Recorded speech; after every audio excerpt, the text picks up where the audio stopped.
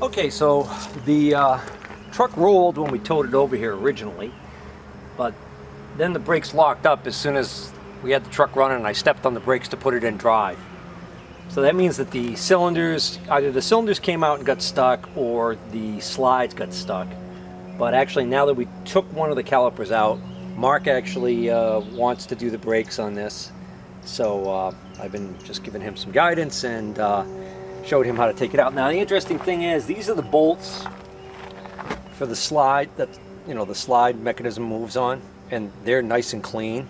So I don't think these calipers were replaced that long ago, but just from sitting apparently is the problem. And then can't show you the piston on the old caliper because we already turned it in for a core, because we bought remanufactured ones and they charge you about 40 bucks for the caliper remanufactured, but then there's like another 40 almost for the core charge. So they really want that core back.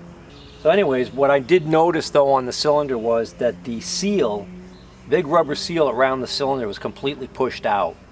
So it looks like maybe that had failed and maybe water and stuff had gotten in there, and I think that was probably all rusty. So they do make a rebuild kit for these for about 8 bucks, but all it comes with is like the new seal. So you've got to take the original cylinder out, clean that all out, and if it's rusty or scored, then you're going to end up having to want to replace it anyways. So I figured, why bother? New caliper is going to come with, a new crush washer, new banjo bolt usually.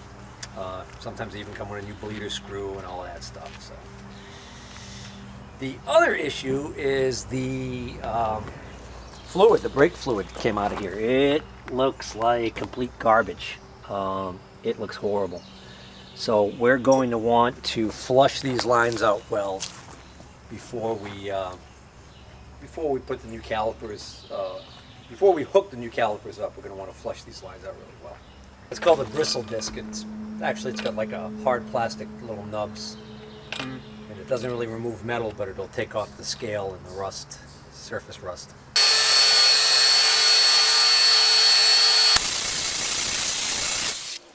Good enough. We're not going to get hog wild with it. Can't get the backside anyway. The problem is that these don't come off like the like four-wheel drive ones or whatever. These are, the hub is part of this.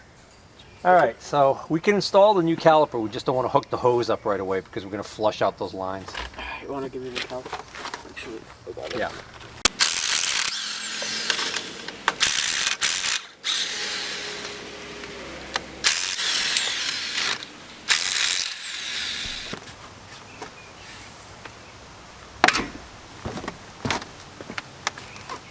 Yeah, we're knocking off of the jack and the blocking.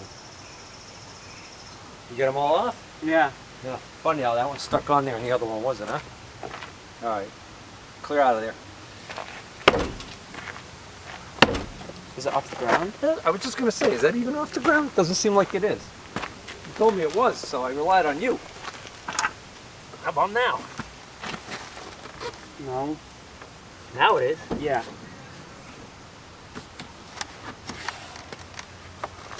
Whoa, whoa! Ooh. What? Well, it shifted. That's all what I was warning you about. At least now? No. Jesus. All right.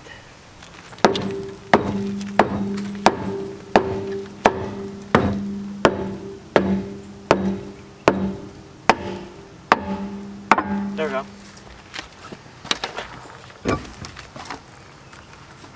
Oh yeah, nice and rust. Ah. I can hit it, right? All right, so freeze right there and think for a second. Look where your leg is. What if this falls off the jack? You stand clear of it. Tap it lightly with a plastic mallet.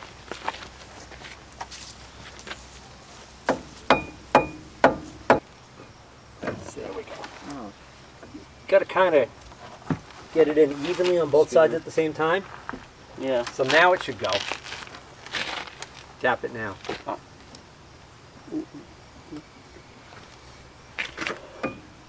There you go. Now tap the bottom. Once you get it in far enough, those bolts should slide right in. I don't think that top one's in far enough yet. Again, try not to get all like in there under the thing, just in case something goes wrong. If you can get one started, then you use that as a pivot point and you rock the other one in. There you go, that just moved again. Alright, so what we did now was we left the brake line off on this side. We didn't put it on the new caliper yet. And we took the brake line off on the other side. We siphoned out all of the dirty, contaminated brake fluid that we could out of the master cylinder. Now we're just going to pump the brakes and try and get everything else out of the lines. Then we're going to put new fluid into the reservoir, push that through the lines, flush the lines, and then we can hook it back up. Alright, so now Mark just finished torquing down those two caliper bolts. I've got the line flushed. I've got the banjo bolt installed with the new crush washers, but we're going to have to bleed the brakes at the cylinder bleeders here. So we're going to want to get to these easy. So for now, we'll put the wheel on with just a couple lug nuts so we can lower this down and turn the wheel the other way so we can work on that other side. Okay. I don't want to put all of them back on because we're going to end up probably taking the wheel off to bleed the brakes. It'll be easier to bleed them. What did we just do? We flushed the lines, but now this cylinder was empty. So there's a big pocket of air in here that's going to need to be bled out. I don't want to bleed it yet because we're going to disconnect. We still have the other line disconnected anyway. Yeah. Well, today I think we're going to finally be able to test drive the Chevy. Long story short, the brake job turned into a bit of a nightmare. I put the brand new calipers in, I flushed the system, I got in there, stepped on the brakes came on, and when I took my foot off the brake, the calipers stayed out. So a common cause of that is sticking cylinders on the calipers, which is what I thought was the problem. The second most common cause of this problem on these trucks is the flexible hose brake lines that go to the calipers. What happens is they delaminate on the inside and the inner part of the hose can collapse on itself. So what happens is when you step on the brakes, master cylinder builds pressure, pushes pressure into the cylinder, and the wheel cylinder pushes the pad out and brakes come on. When you take your foot off the brake and the pressure drops on the cylinder, master cylinder side, the hose collapses on itself, shutting off the flow of fluid back to the master cylinder, which in turn causes the brakes to be locked up. So, needless to say, I probably could have just put two new hoses on this thing, which the hoses were about 25 bucks a piece, and solved the problem. But I did notice that the boot on one of the cylinders was kind of in rough shape, so I don't feel too bad. I mean, the reality is, I ended up paying like 40 bucks each for the calipers. I put new shoes in while I was at it, because it makes no sense to take that all apart and not put new shoes in. On this side, there was a small rigid line that comes over to where it transitions into the hose, and that was so rotted it broke right off when I went to take it out. And then this line right here broke. Now this line does a funky thing where it does a little curly cue, like a pigtail, and then goes down. I was not able to recreate that without the danger of kinking it, so I just kind of put a long loop in here. But I got everything. Let me just see if I need to top this off because I just finished bleeding the brakes. Yeah, just a little splash more of fluid in there should do the trick. But we already tested it. Put the brakes on, the wheels lock up, take your foot off the brake, the wheels free up. So I think we're finally ready to go. Hasn't been running for a few days. Hopefully it'll start up. This is precious. This is great video here where you screw up and I catch you doing it. No, you didn't. Yeah. Well, not quite, but. So Mark has to jack it back up because he just let the jack down without taking the wood blocking out. We wouldn't be able to drive away very far. Can you get that stone? Easy. Why did you do this? The safety. Come like this. On the block? Because that's very solid. Alright. The last time I started this, it was still smoking like way too much. It's funny, because the first time I restarted with new fuel and everything, it was treatment in there. It seemed to clean out. And it does get better, but it's still like, it's missing on some of the cylinders. It's, you can tell by, I repositioned the camera because you can get a really good look at the exhaust and you'll see what I mean. At first it's going to smoke like the son of a gun. Well, I'm thinking positively that it's going to start. First it's going to smoke like a son of a gun, but then as it warms up and it starts to clean out, it'll like just keep like every once in a while puffing smoke, which makes me think there might still be some sticky injectors.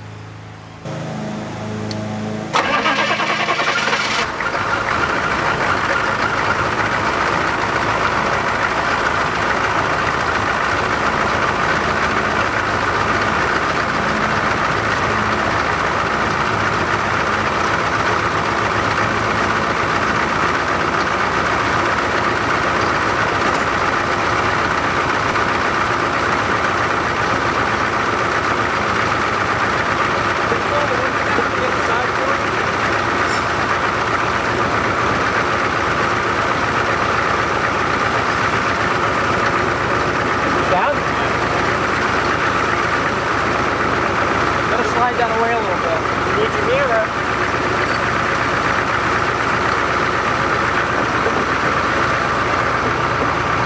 I don't want to pull this all the way to the battery. It's not strapped down. Drop that there. See anything underneath the truck? I'm not.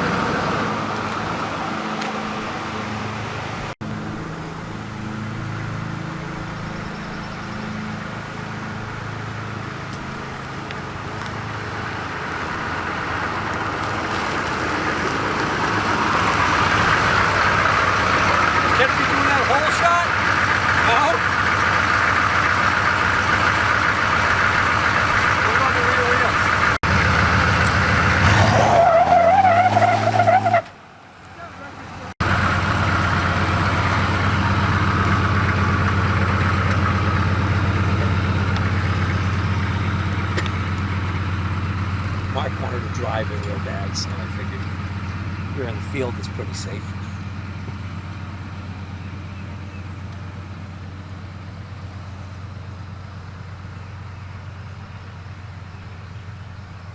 Oh, look at that beautiful Ford. I used to think that was the only Ford worth owning.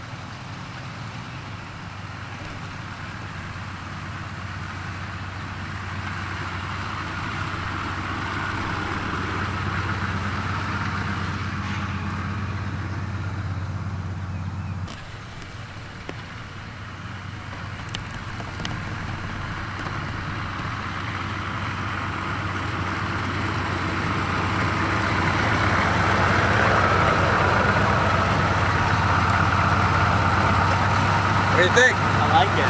Yeah. I drive it home? No. Why? Because with our luck, something unforeseen will happen and It's unregistered. It's got no lights on the back. It's got big sharp metal brackets with nothing on the back sticking out. Why wouldn't you shift it like The idle seems a little high. the back? Huh? Like when The idle's a little high. so that's what makes it do that? Yeah.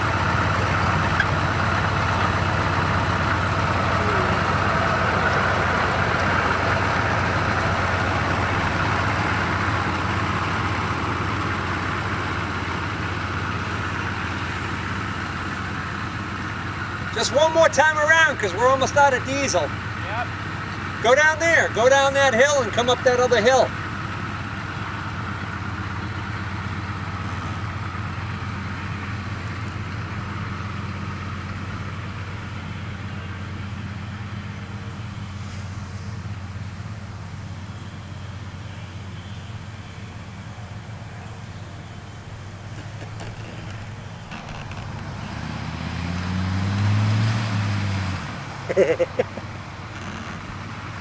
Spinning the tires.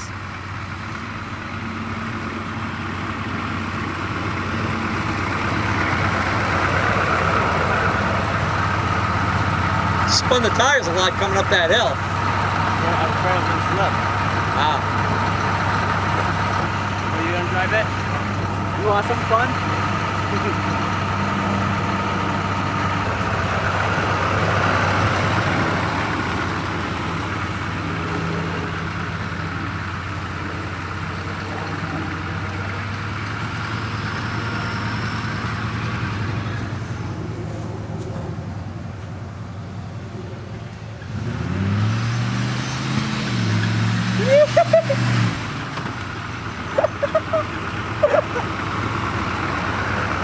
Is it throwing hay up? Yeah. I want to do that. I know. Alright, do me a favor, shut my camera off so you can go home. I'll meet you at the house.